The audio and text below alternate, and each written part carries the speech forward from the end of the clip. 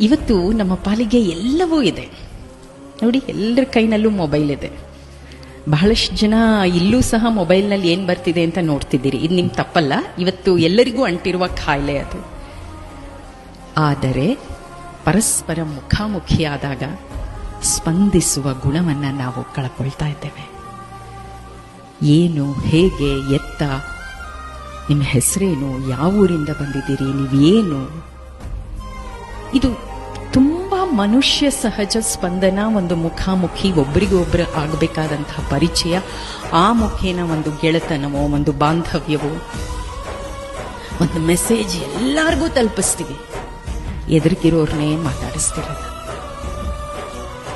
ಬಹುಶಃ ಮಾನವ ಸಂಬಂಧ ಅಥವಾ ಮನುಷ್ಯ ಸಂಬಂಧ ಅಂದಾಗ ಇವತ್ತು ತುಂಬ ನಾವು ಅದರಲ್ಲಿ ಬಡವರಾಗ್ತಾ ಇದ್ದೀವಿ, ಮಿಕ್ಕೆಲ್ಲದರಲ್ಲೂ ಶ್ರೀಮಂತ